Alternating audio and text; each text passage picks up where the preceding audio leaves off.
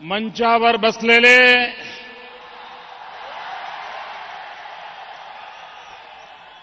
भारतीय जनता पार्टीचे राष्ट्रीय अध्यक्ष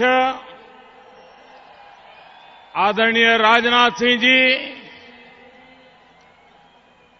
आदरणीय नितिन गडकरी जी, श्रीमान गोपीनाथ जी मुंडे, श्री राजीव प्रताप रूडी जी, श्रीमान देवेंद्र जी, श्रीमान एकनाथ खड़से जी, भाई विनोद तावड़े जी, भाई आशीष सेलार जी, मंचावर बसलेले सगळे वरिष्ठ नेतेगण,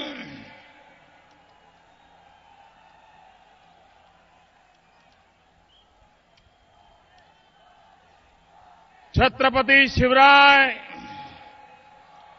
डॉक्टर बाबासाहेब आंबेडकर, छत्रपती शाहू महात्मा फुलेंच्या महाराष्ट्राला माझा नमस्कार. मला विश्वास आहे, काँग्रेस मुक्त भारत हा स्वप्न सिद्ध करण्यात महाराष्ट्र आघाडीवर राहील.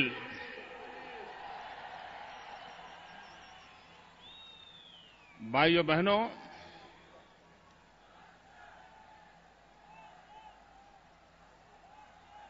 शायद मुंबई के इतिहास में ऐसा विराट दृश्य देखने का सौभाग्य इसके पहले किसी को नहीं मिला होगा.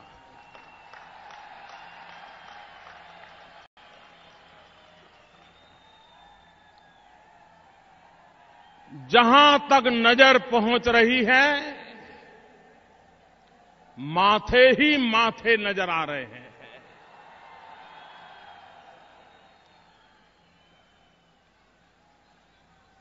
मैं महाराष्ट्र प्रदेश भारतीय जनता पार्टी,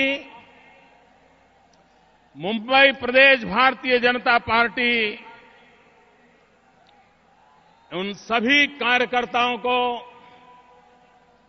अनेक अनेक अभिनंदन करता हूं कि उन्होंने इस ऐतिहासिक घटना को साकार करने के लिए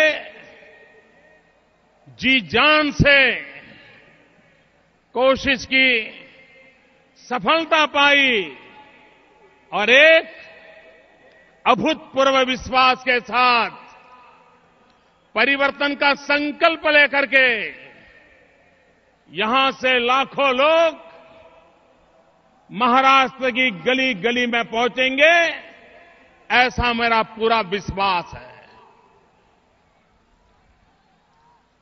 भाइयों बहनों,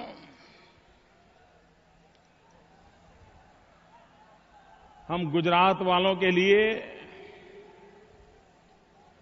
मुंबई ये दूसरा घर है.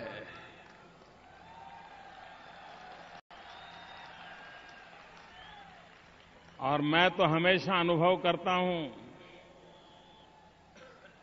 कि गुजराती भाषा का जितना लालन पालन मुंबई में होता है, ऐसा लगता है मुंबई ये गुजराती भाषा का मायका है. इतना लालन पालन होता है. और वैसे भी 1960 के पहले हम एक ही तो राज्य के हिस्से थे, हम बृहद महाराष्ट्र के हिस्से थे. 50 साल पूर्व हम अलग हुए. महाराष्ट्र हमारा बड़ा भाई है, गुजरात छोटा भाई है.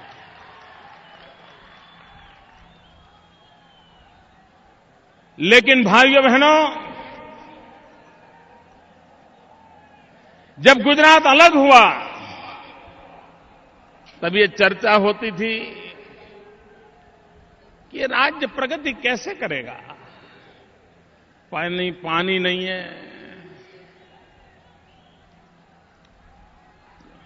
प्राकृतिक संपदा नहीं है,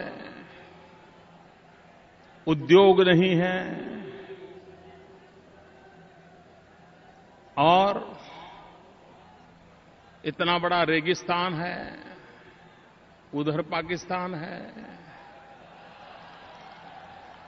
तो गुजरात प्रगति कैसे करेगा।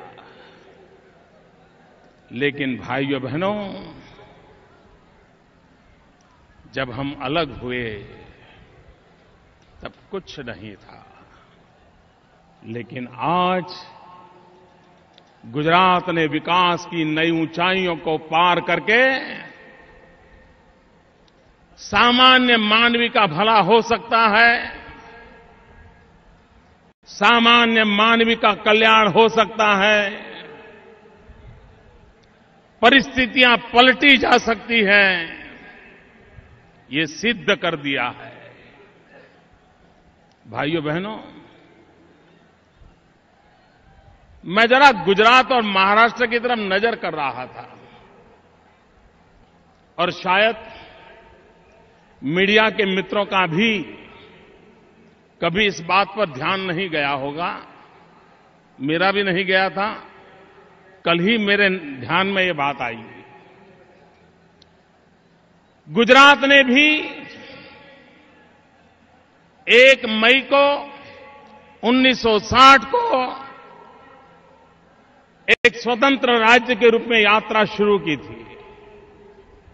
महाराष्ट्र ने भी 1 मई 1960 को स्वतंत्र राज्य के रूप में यात्रा शुरू की थी। इतने वर्षों में गुजरात में 14 मुख्यमंत्री बने, लेकिन महाराष्ट्र में इतने वर्षों में 26 मुख्यमंत्री बने। अब बताइए, यहां की राजनीति कैसी होगी, यहां के राजनीति के तौर तरीके कैसे होंगे। इतने ही समय काल में गुजरात में सिर्फ 14 मुख्यमंत्री, महाराष्ट्र में 26 मुख्यमंत्री। एक आता है तो दूसरा भगाने में लगा रहता है। भाइयों बहनों, कांग्रेस पार्टी का चरित्र जब तक हम नहीं समझेंगे, देश की समस्याओं का समाधान नहीं सूझेगा। मित्रों, देश की समस्याओं का कारण देश की जनता नहीं है। हमारी समस्याओं का कारण हमारी भूगोल नहीं है। हमारी समस्याओं का कारण हमारा इतिहास नहीं है। हमारी समस्याओं का कारण प्राकृतिक संपदा नहीं है। हमारी समस्याओं का कारण कांग्रेस शासित सरकारें हैं। और इसलिए अगर समस्याओं से मुक्ति चाहिए तो उसका एक ही उपाय है, भारत को कांग्रेस से मुक्त करना होगा। कांग्रेस मुक्त भारत, ये सपना हमने साकार करना होगा। यही मुंबई की धरती है। आजादी के आंदोलन में अगस्त क्रांति मैदान से एक गूंज उठी थी, एक आवाज उठी थी, एक ललकार हुआ था, क्विट इंडिया। और पूरे देश में वो ललकार मंत्र बन गया था। और आखिरकार अंग्रेजों को हिंदुस्तान छोड़ना पड़ा। ये मुंबई की धरती से उठी हुई आवाज, क्विट इंडिया का मंत्र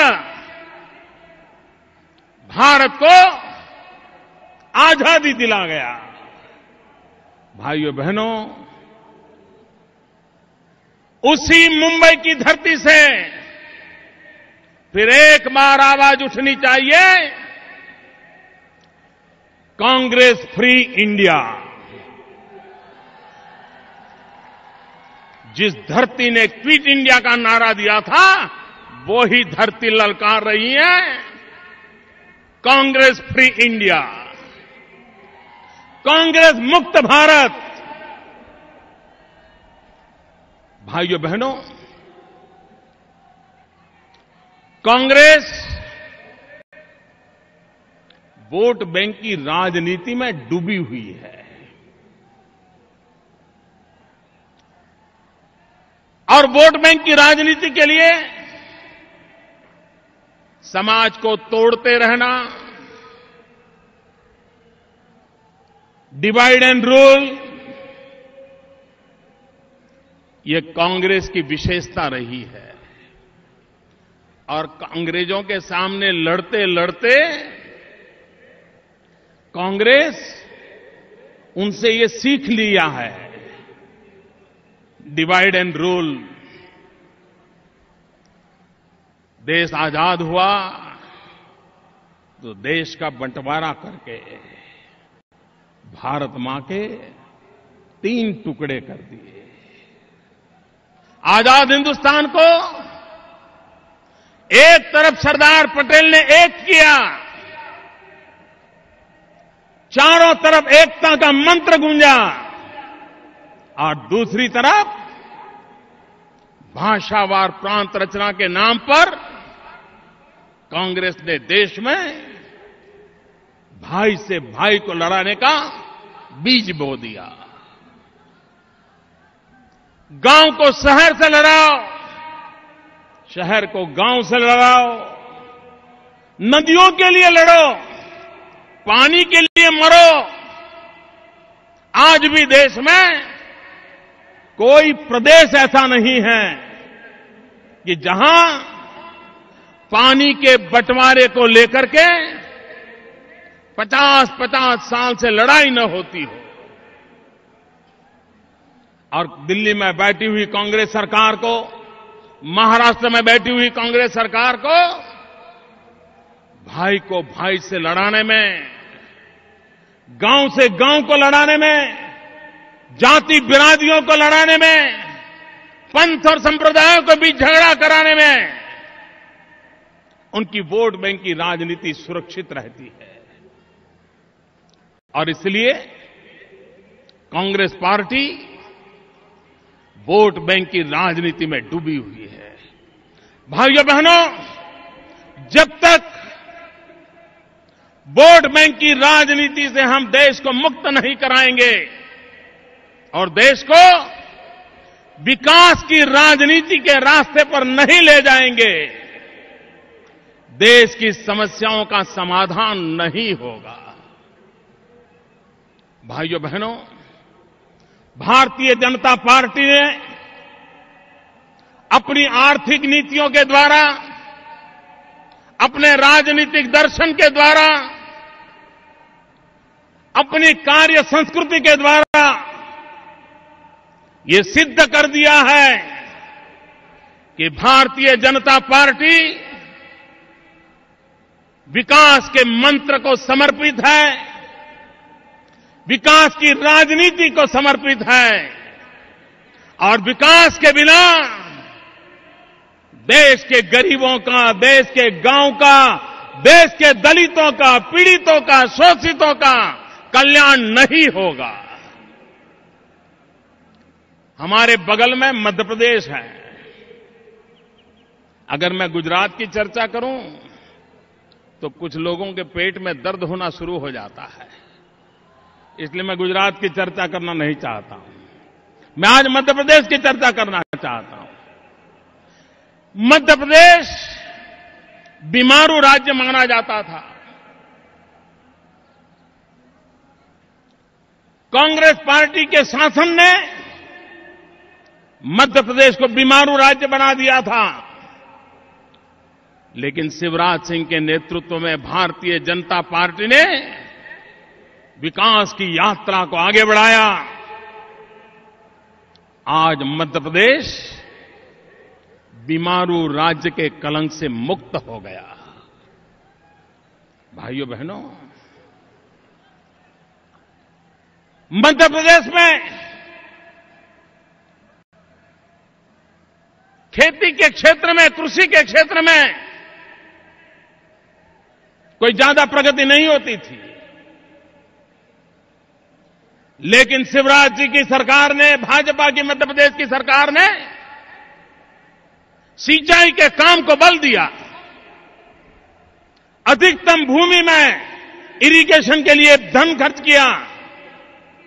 और भाइयों बहनों, आज मैं गर्व से कहता हूं, कोई जमाना था पंजाब, हरियाणा, उत्तर प्रदेश धान की खेती में नंबर 1 माना जाता था। देश के अन्न के भंडार इस राज्यों से भरे जाते थे। आज भारतीय जनता पार्टी की मध्य प्रदेश की सरकार के प्रयत्नों से, भारतीय जनता पार्टी की छत्तीसगढ़ की सरकार के प्रयत्नों से गेहूं और चावल ऐतिहासिक उत्पादन करके देश के अन्न के भंडार भरने का काम इन सरकारों ने किया है, वहां के किसानों ने किया है, वहां के नागरिकों ने किया है। क्या कारण है कि महाराष्ट्र में सिंचाई के सारे प्रोजेक्ट भ्रष्टाचार के कलंक के साथ खड्डे में जा गिरे हैं? क्या कारण है महाराष्ट्र के किसान को बार बार अकाल झेलना पड़ता है? क्या कारण है महाराष्ट्र के किसान को आत्महत्या करने के लिए मजबूर होना पड़ता है?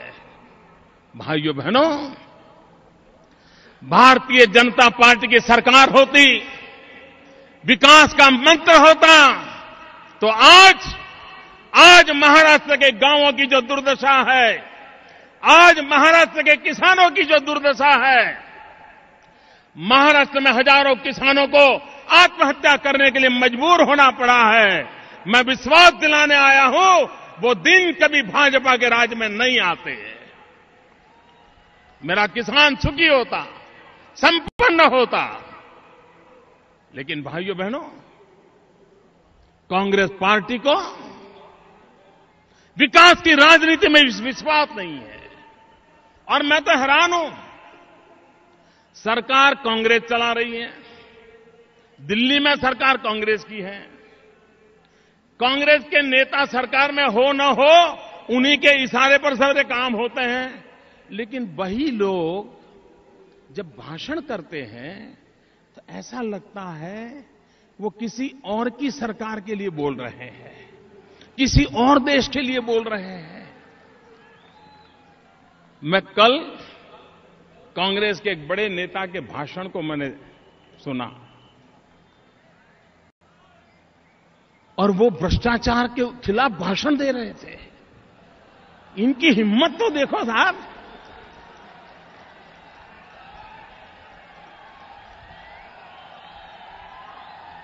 कोई ऐसी हिम्मत नहीं कर सकता। इतने भ्रष्टाचार में डूबे हुए लोग, इतने बदनाम लोग, उसके बावजूद भी निर्दोष चेहरा बना करके भ्रष्टाचार के खिलाफ भाषण दे रहे हैं। और वक्रता देखिए, भ्रष्टाचार के आदर्श का घोटाला, उसका रिपोर्ट आता है, महाराष्ट्र सरकार के मंत्रियों को जिम्मेवार माना जाता है। एक तरफ उन भ्रष्टाचारियों को बचाने का निर्णय महाराष्ट्र की कांग्रेस सरकार करती है और उसी समय दिल्ली में उनका एक नेता उपदेश दे रहा है। भाइयों बहनों, ये कांग्रेस को समझना होगा। वे बोलते एक हैं, करते दूसरा है। और वोट बैंक की राजनीति के सिवा भाइयों बहनों, कांग्रेस की पूरी जिंदगी संप्रदायवाद में डूबी हुई है। माइनॉरिटीज्म, संप्रदायवाद एक कांग्रेस की परंपरा रही है।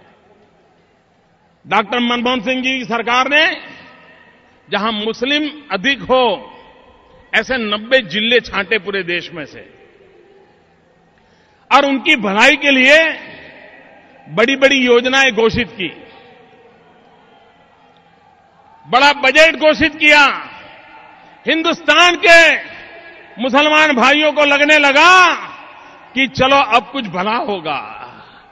अखबारों ने भी बहुत कुछ लिखा, बड़ी वाहवाही हुई। अभी पार्लियामेंट में किसी ने सवाल पूछा कि आपने जो 90 जिलों के लिए योजना घोषित की थी, उन 90 जिलों में पिछले 3 साल में माइनॉरिटी के लिए क्या खर्च हुआ? भाइयों बहनों, मुझे कहना है, ये माइनॉरिटी के वोट का खेल करने वाली सरकार ने पार्लियामेंट में जवाब दिया है कि उस योजना में से 3 साल में 1 रुपया खर्च नहीं हुआ है, 1 रुपया खर्च नहीं हुआ है। ये वोट बैंक की राजनीति कैसी करते हैं, इसका ये जीता जागता उदाहरण है। भाइयों बहनों, गुजरात में भी ऑक्ट्रॉय की परंपरा थी, व्यवस्था थी, क्योंकि हम महाराष्ट्र से अलग हुए थे। हमारे यहां रिफॉर्म की दृष्टि से हमने तय किया हम ऑक्ट्रॉय निकाल देंगे। गुजरात में से ऑक्ट्रॉय हमने खत्म कर दी। 6-7 साल हो गए। महाराष्ट्र में क्या किया?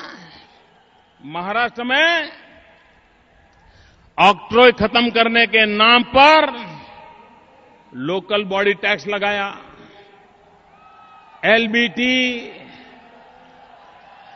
भाइयों बहनों, आप बताइए, परेशान है कि नहीं आप एलबीटी से? एलबीटी के कारण परेशान है कि नहीं है? आप परेशान है कि नहीं है? भाइयों बहनों, ये एलबीटी कुछ नहीं है, ये लूट बांटने की टेक्निक है। ये एलबीटी लूट बांटने की टेक्निक है।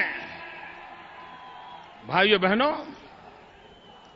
दिल्ली में नेता भाषण कर रहे थे काले धन पर।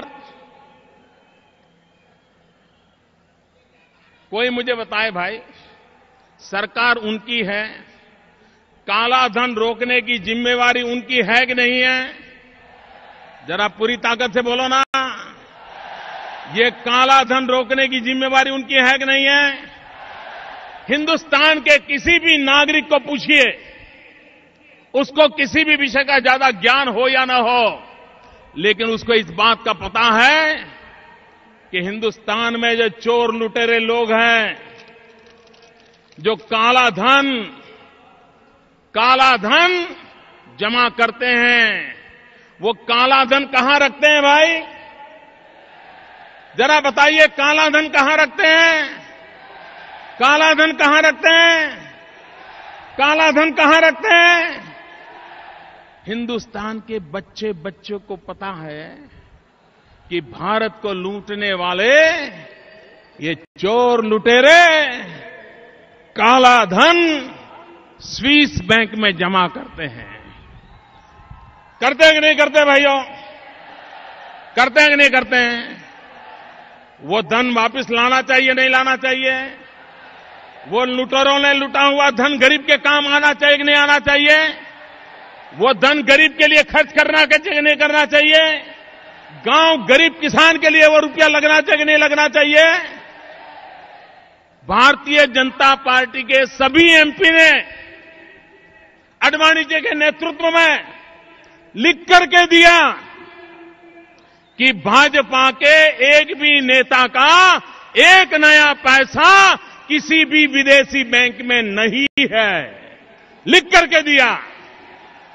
हमने कहा कांग्रेस वाले लिख करके दो, तैयार नहीं है, लिख करके देने के लिए तैयार नहीं है। जो काले धन पर भाषण झाड़ते हैं उनको मैं कहना चाहता हूं, हिम्मत है तो पार्लियामेंट में कानून करो, एक समिति बनाओ और 3 साल के भीतर भीतर दुनिया के किसी भी कोने में हिंदुस्तान की लूट का माल पड़ा होगा वो हम लापी कर रहेंगे, गरीबों में बांट के रहेंगे। भाइयों बहनों, उन्हें यह करना नहीं है क्योंकि उनको मालूम है, उन्हें मालूम है अगर ये किया तो पानी उन्हीं के पैर के नीचे आने वाला है, और इसलिए भाषण करना सरल है, निर्णय करने की ताकत नहीं है मित्रों, क्योंकि उन्हीं पार्टी के लोग इस पाप में डूबे हुए हैं। भाइयों बहनों, मैं 2-3 दिन से टीवी पे देख रहा था, अखबार में पढ़ रहा था कि इस कार्यक्रम में चाय वालों को स्पेशल वीआईपी पास दिया गया है। भाइयों बहनों, ये परिवर्तन की हवा शुरू हो गई है। सिर्फ चाय वाला वीआईपी है ऐसा नहीं, हिंदुस्तान का हर गरीब आने वाले दिनों में वीआईपी होने वाला है। हमारे लिए हर गरीब वीआईपी है, सिर्फ चाय वाला वीआईपी है ऐसा नहीं है। अभी हमारे आशीष जी शिकायत कर रहे थे, क्या मोदी जी का भाषण चल रहा है, सरकार ने केबल टीवी बंद करवा दिए हैं, वो बोल रहे थे। ये सिर्फ महाराष्ट्र में होता ऐसा नहीं भाई, मुझे तो रोज की मुसीबत है। गैर बीजेपी सरकारें जहां जहां जाता हूं मैं, उनका यही रास्ता बचा है कि लोग मोदी को टीवी पे देख न ले। लेकिन कांग्रेस के मित्रों,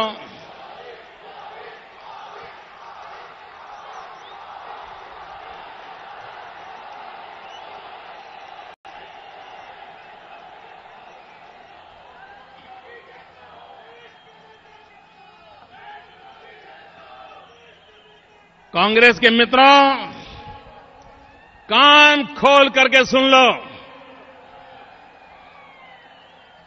टीवी के पर्दे पर मोदी हो या ना हो, मोदी देश की जनता के दिलों में जगह बना चुका है।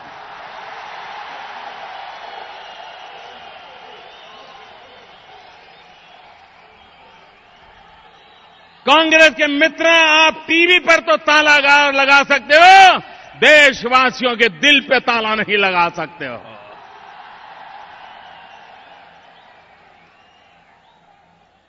भाइयों बहनों, आज देश के सामने एक सबसे बड़ी समस्या है बेरोजगारी। देश का नौजवान रोजगार के लिए तरस रहा है, उसे रोजगार चाहिए, वो मेहनत करने के लिए तैयार है, वो अपना गांव, घर, परिवार छोड़ करके जाने के लिए तैयार है। लेकिन देश का नौजवान निराशा की गर्त में डूब चुका है। आप कल्पना कर सकते हैं, हिंदुस्तान के पास 65% से अधिक जनसंख्या 35 साल से कम उम्र की जनसंख्या है। जिस देश के पास इतनी युवा शक्ति हो, जो देश दुनिया का सबसे युवा हो, वह देश दुनिया में क्या कमाल नहीं कर सकता भाइयों। आप मुझे बताओ नौजवानों को रोजगार का अवसर मिलना चाहिए कि नहीं मिलना चाहिए? नौजवान को काम मिलना चाहिए कि नहीं मिलना चाहिए? नौजवान को सम्मान से जीने का अवसर मिलना चाहिए कि नहीं मिलना चाहिए? लेकिन भाइयों बहनों, दिल्ली सरकार के पास हमारे देश का नौजवान सम्मान से जिए, राष्ट्र के निर्माण में भागीदार बने, उसको अवसर मिलना चाहिए, ये इनकी योजना में कहीं नजर नहीं आता है। सारा विश्व स्किल डेवलपमेंट पर बल दे रहा है, अकेला हिंदुस्तान ऐसा है जो सिर्फ स्किल डेवलपमेंट માટે नई नई कमिटियां बनाता रहता है, प्रधानमंत्री की अध्यक्षता में कमिटियां बनती हैं और 3-3 साल तक कमिटियां की मीटिंग तक नहीं होती है। भाइयों बहनों, स्किल डेवलपमेंट पर बल देना चाहिए, हमारे गरीब मजदूर की डिग्निटी का सोचना चाहिए। भारत में मंत्र होना चाहिए, श्रम एव जयते, श्रमिक का सम्मान होना चाहिए, ये हमारे देश का मंत्र होना चाहिए। और हो सकता है, भाइयों बहनों, मैं गुजरात का उदाहरण देना चाहता हूं। हम सामान्य जीवन जीने वाले व्यक्ति की डिग्निटी के लिए क्या कर सकते हैं, और बजट खर्च नहीं होता है। हमने एक छोटा सा निर्णय किया, गरीब परिवार का बच्चा पढ़ाई नहीं कर सकता है तो आईटीआई में जाता है, टर्नर बनता है, फीटर बनता है, प्लम्बर बनता है, लेथ मशीन चलाता है, वायरमैन बनता है। यही छोटे छोटे काम साल, 2 साल, 1.5 साल के कोर्सेज करता है और फिर बेचारा नौकरी ढूंढता रहता है। हमने एक बड़ा ऐतिहासिक निर्णय किया। हमने कहा कि जो बच्चा 7वीं पास होकर, 8वीं पास होकर, 9वीं पास होकर अगर 2 साल आईटीआई करता है तो उसको 10वीं के बराबर माना जाएगा। जो 10वीं के बाद आईटीआई करता है उसको 12वीं के बराबर माना जाएगा। और बाद में अगर वो डिप्लोमा इंजीनियरिंग जाना चाहता है तो उसी के सहारे जा सकता है। डिप्लोमा में अच्छा कर करके अगर वो डिग्री इंजीनियरिंग में जाना चाहता है तो वहां भी जा सकता है, उसके दरवाजे बंद नहीं होंगे। और उसके कारण जो गरीब मां का बेटा था, विधवा मां का बेटा था, उसको ये अवसर मिला है। क्या हिंदुस्तान में नहीं हो सकता है? लेकिन भाइयों बहनों, देश के नौजवानों की दिल्ली में बैठे हुई कांग्रेस की सरकार को न चिंता है न परवाह है। इतना ही नहीं, भाइयों बहनों, भ्रष्टाचार, इतना भयंकर भ्रष्टाचार, क्या इस देश को भ्रष्टाचार से मुक्ति मिलनी चाहिए या नहीं चाहिए? भ्रष्टाचार जाना चाहिए, भ्रष्टाचार खत्म होना चाहिए। हो सकता है दोस्तों, मैं आपको उदाहरण देता हूं, हो सकता है। भाइयों बहनों, महाराष्ट्र और गुजरात मैं एक बड़ा मजेदार उदाहरण देता हूं आपको। हमारे गुजरात में चेक पोस्ट है भिलाड़ में, और आपके महाराष्ट्र में चेक पोस्ट है अछाड़ में। एक ही रोड पर उधर गुजरात का चेक पोस्ट है, 2 किलोमीटर यहां महाराष्ट्र का चेक पोस्ट है। दूसरा, गुजरात में सोनगढ़ में चेक पोस्ट है और महाराष्ट्र में नवापुर में चेक पोस्ट है। उस रास्ते पर जो व्हीकल गुजरात के चेक पोस्ट पर आते हैं, वही व्हीकल महाराष्ट्र के चेक पोस्ट पर आते हैं। जितना रेट गुजरात के चेक पोस्ट पर होता है उतना ही रेट महाराष्ट्र के चेक पोस्ट पर होता है। लेकिन गुजरात के चेक पोस्ट पे और महाराष्ट्र के चेक पोस्ट पर फर्क ये है कि हमारे चेक पोस्ट पर टेक्नोलॉजी है, इंफॉर्मेशन टेक्नोलॉजी का नेटवर्क है, ह्यूमन इंटरवेंशन कम है, सारी चीजें मशीन से होती हैं, और महाराष्ट्र में चेक पोस्ट पर मैन्युअल होता है। और परिणाम क्या है मित्रों, पिछले 10 साल में महाराष्ट्र के चेक पोस्ट की इनकम 437 करोड़ है, 437 करोड़, और गुजरात के चेक पोस्ट की इनकम है 1470 करोड़। महाराष्ट्र से उसी चेक पोस्ट पर गुजरात की इनकम 1033 करोड़ रुपया ज्यादा है। आप मुझे बताइए, ये महाराष्ट्र के 1033 करोड़ रुपया गए कहां? कहां गए भाई? ये कांग्रेस ने जवाब देना चाहिए कि नहीं देना चाहिए? हिसाब देना चाहिए कि नहीं देना चाहिए? भाइयों बहनों, ऐसा नहीं है कि समस्याओं का समाधान नहीं है। आज आप कोई भी नौजवान होगा, कितनी ही डिग्री पास की होगी, लेकिन वो बेचारा अप्लाई करता रहता है नौकरी के लिए। नौजवान अप्लाई करते रहते हो ना, नौकरी लिए अप्लाई करते हो ना, अप्लाई करते हो, एग्जाम देते हो, फिर भी भरोसा है नौकरी मिलने का? जरा बोलो ना, है भरोसा? मार्क्स अच्छे हैं, एग्जाम दी है, पेपर अच्छा गया है, लेकिन इंटरव्यू आने से पहले खोजता है यार कोई पहचान वाला ढूंढना पड़ेगा, कोई सिफारिश करना वाला ढूंढना पड़ेगा। अगर सिफारिश नहीं होगी तो एग्जाम में मार्क कितने ही क्यों ना आए हो, सिफारिश के बिना नौकरी मिलनी नहीं है। और सिफारिश के लिए क्या चाहिए? महात्मा गांधी चाहिए, महात्मा गांधी वाली नोटों का बंडल चाहिए।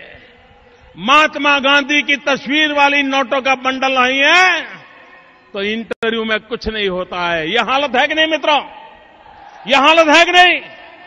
गरीब मां का बेटा सिफारिश कहां से लाएगा? विधवा मां का बेटा गांधी छाप नोट कहां से लाएगा? क्या वो ऐसी जिंदगी जिएगा? भाइयों बहनों, उसका उपाय है। हमने गुजरात में एक प्रयोग किया। हमें टीचर्स की भर्ती करनी थी, 13,000 टीचर्स की भर्ती करनी थी। हमने तय किया हम कोई इंटरव्यू नहीं लेंगे, नो इंटरव्यू। सबको कह दिया कि इतनी इतनी जानकारी कंप्यूटर में डाल दो। सब नौजवानों ने कंप्यूटर में जानकारी डाल दी और हमने लाखों नौजवानों ने कंप्यूटर में अपनी जानकारी डाल दी। हमने कंप्यूटर को पूछा, इसमें सबसे अच्छे मार्क्स वाले पहले 13,000 कौन है, लिस्ट निकालो। कंप्यूटर ने जिसकी लिस्ट निकाली उसके घर नौकरी का ऑर्डर चला गया, वो टीचर बन के आज काम कर रहा है। मित्र, कौन कहता है भ्रष्टाचार नहीं जा सकता है? भाइयों बहनों, अगर एक बार देश तय करें कि हमें इन परिस्थितियों को पलटना है तो भाइयों बहनों स्थितियां बदली जा सकती है।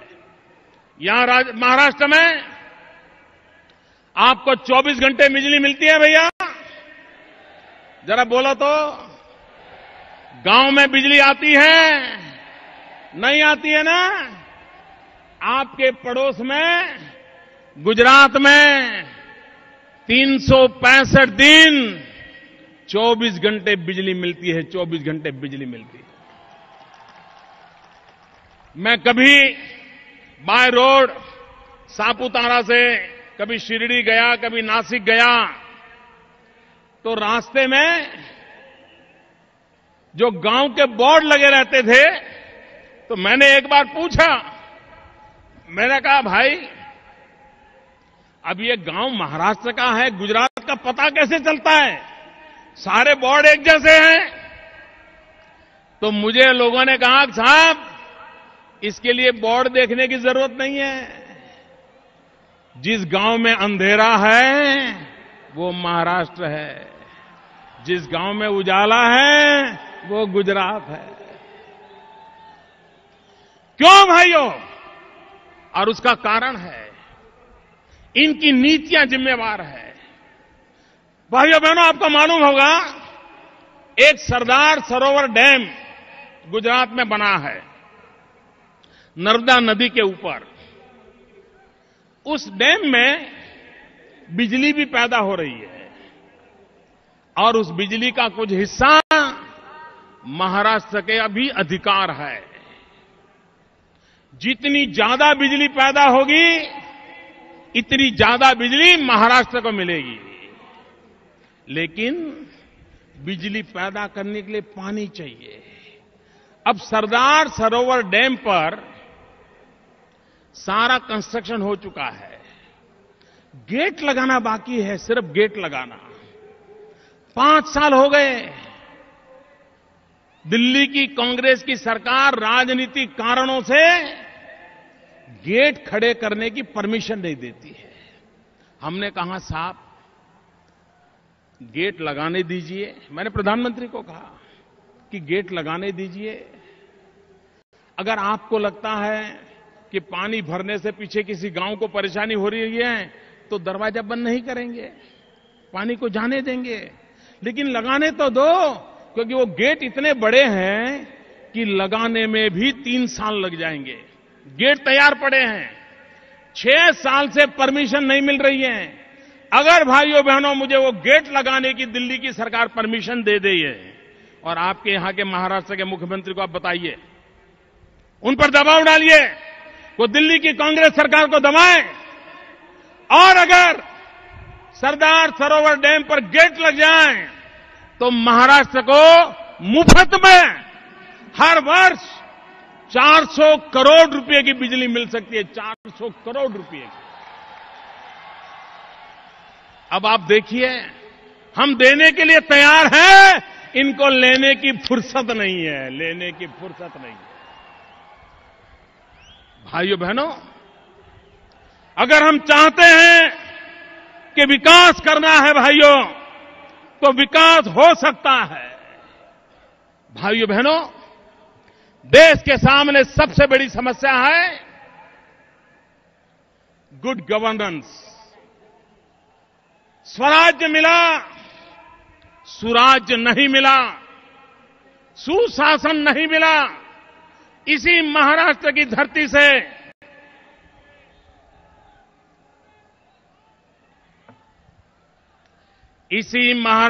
धरती से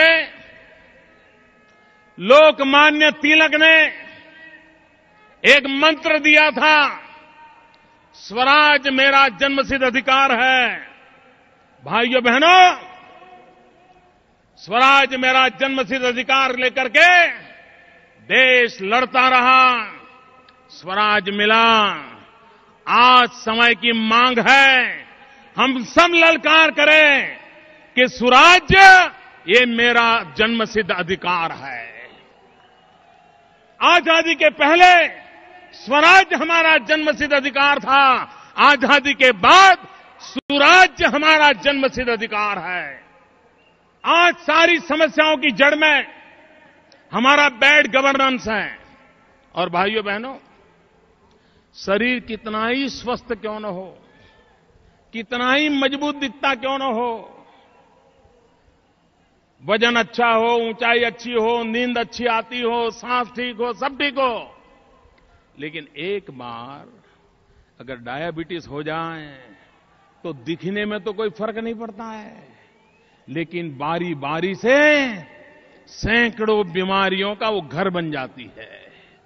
शरीर में सैकड़ों बीमारियां घुस जाती हैं, धीरे धीरे सारा शरीर नष्ट हो जाता है। ये बैड गवर्नेंस भी डायबिटीज जैसा है। राज्य के अंदर ये बैड गवर्नेंस डायबिटीज की तरह हर बीमारियों का कारण बन जाता है। और इसलिए भाइयों बहनों, जब तक हम सुशासन की राजनीति को नहीं करेंगे, सुशासन को लेकर के नहीं चलेंगे, तब तक भाइयों बहनों हम देश का भला नहीं कर सकेंगे। और इसलिए भाइयों बहनों, मैं आज जब आपके पास आया हूं तब गुड गवर्नेंस पर बल देने की बात करने आया हूं। भाइयों बहनों, दो विजन में क्या फर्क होता है आप देखिए। एक तरफ भारत की आन बान शान आईएनएस विक्रांत, हिंदुस्तान की सेना जिसके लिए गर्व करती है, युद्ध के मैदान में भारत को गौरव दिलाने वाला आईएनएस विक्रांत, आज दिल्ली की सरकार इस ऐतिहासिक धरोहर को टुकड़े टुकड़े करने पर तुली हुई है। उसको बेच करके टुकड़े करने की योजना बना रही है। और दूसरी तरफ गुजरात की सोच देखिए, हम हिंदुस्तान के कोने कोने से किसान से लोहे का टुकड़ा मांग करके उससे भव्य इमारत बनाने का सपना देख रहे हैं। इतिहास की धरोहर पैदा करने का सपना देख रहे हैं। हम टुकड़े ला करके एकता का सपना साकार करना चाहते हैं, इतिहास की विरासत को जिंदा करना चाहते हैं। और ये लोग इतिहास की विरासत को टुकड़े टुकड़े करके बांटने की योजना कर रहे हैं। ये विजन में फर्क होता है। भाइयों बहनों, आज जब मैं मुंबई की धरती पर आया हूं तो मैं बॉलीवुड को याद करना चाहता हूं मित्रों, फिल्म इंडस्ट्री को याद करना चाहता हूं। भाइयों बहनों, ये फिल्म इंडस्ट्री का शताब्दी का वर्ष है। दुनिया में इतनी भाषाओं में फिल्म बनती हो, इतनी मात्रा में फिल्म बनती हो, ऐसा विश्व में कहीं नहीं है। हमारे पास एक अनमोल खजाना है, अनमोल ताकत है। अगर विजन होता, समझदारी होती और दिल्ली की सरकार ने, महाराष्ट्र की सरकार ने फिल्म इंडस्ट्री की शताब्दी को नई ऊंचाइयों पर ले जाने का एक महत्वपूर्ण मुकाम बनाया होता, सेमिनार हुए होते, टेक्नोलॉजी के संबंध में बातें हुई होती, भारत के निर्माण में उनके योगदान की बातें हुई होती, नए सपने देखे गए होते। क्या भाइयों बहनों इतनी फिल्में बन रही हैं? क्या एक हिंदुस्तान में फिल्म यूनिवर्सिटी होनी चाहिए कि नहीं होनी चाहिए? एक full fledge university film industry के लिए, ह्यूमन रिसोर्स डेवलपमेंट के लिए, टेक्नोलॉजिकल रिसर्च के लिए, हिस्ट्री की रिसर्च के लिए होनी चाहिए कि नहीं होनी चाहिए? लेकिन भाइयों बहनों, ये वोट बैंक की राजनीति में डूबे हुए लोग इतने महत्वपूर्ण अवसर को भी उन्होंने खो दिया, क्योंकि वो वोट बैंक की राजनीति में डूबे हुए हैं। भाइयों बहनों, आज मैं आपको एक नारा बुलवाना चाहता हूं। बोलेंगे? पूरी ताकत से बोलेंगे? पूरी ताकत से बोलेंगे भैया? देखिए, चुनाव में दल के लिए वोट मांगे जाते हैं।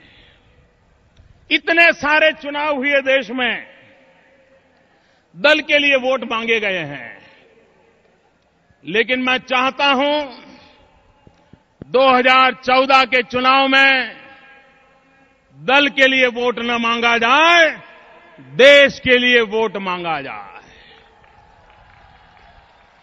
दल से बड़ा देश होता है। और इसलिए भाइयों बहनों, हम एक मंत्र लेकर के जाना चाहते हैं। 2014 के चुनाव में मुंबई से उठी हुई आवाज हिंदुस्तान में पहुंचाना चाहते हैं। और हम देश को कहना चाहते हैं कि 2014 के चुनाव में दल के लिए नहीं, देश के लिए वोट करिए। और हम कहना चाहते हैं, vote for India, vote for India. भाइयों बहनों, मैं बोलता हूं, आप पीछे बोलना वोट फॉर इंडिया। बोलेंगे? आपको बोलना है वोट फॉर इंडिया, बोलेंगे? वंशवाद से मुक्ति के लिए जरा पूरी ताकत से बोलिए, वंशवाद से मुक्ति के लिए वोट फॉर इंडिया, भाई भतीजेवाद से मुक्ति के लिए वोट फॉर इंडिया, भ्रष्टाचार से मुक्ति के लिए वोट फॉर इंडिया, महंगाई से मुक्ति के लिए वोट फॉर इंडिया, कुशासन से मुक्ति के लिए वोट फॉर इंडिया, भारत की एकता के लिए वोट फॉर इंडिया, एक भारत श्रेष्ठ भारत के लिए वोट फॉर इंडिया, सुराज की राजनीति के लिए वोट फॉर इंडिया, सुशासन की राजनीति के लिए वोट फॉर इंडिया, विकास की राजनीति के लिए वोट फॉर इंडिया, देश की रक्षा के लिए वोट फॉर इंडिया, जन जन की सुरक्षा के लिए वोट फॉर इंडिया, रहने को मकान के लिए वोट फॉर इंडिया, खाने के लिए अन्न के लिए वोट फॉर इंडिया, बीमार की दवाई के लिए वोट फॉर इंडिया, दरिद्र नारायण की भलाई के लिए वोट फॉर इंडिया, शिक्षा में सुधार के लिए वोट फॉर इंडिया, युवाओं को रोजगार के लिए वोट फॉर इंडिया, नारी के सम्मान के लिए वोट फॉर इंडिया, किसानों के कल्याण के लिए वोट फॉर इंडिया, स्वावलंबी भारत के लिए वोट फॉर इंडिया, शक्तिशाली भारत के लिए वोट फॉर इंडिया, समृद्धिशाली भारत के लिए वोट फॉर इंडिया, प्रगतिशील भारत के लिए वोट फॉर इंडिया, भाइयों बहनों, vote for India, vote for India, vote for India, इस मंत्र को लेकर के हम देश के कोने कोने में पहुंचे। मेरे साथ पूरी ताकत से बोलेंगे, दोनों मुट्ठी बंद करके हाथ ऊपर करके बोलेंगे, भारत माता की जय। अब कैमरा वाला मुझे नहीं, आपकी तरफ मुड़ चुके हैं। पूरी ताकत से बोलिए, भारत माता की जय, भारत माता की जय, वंदे मातरम, वंदे मातरम, वंदे मातरम, वंदे मातरम, वंदे मातरम, वंदे मातरम, वंदे मातरम, वंदे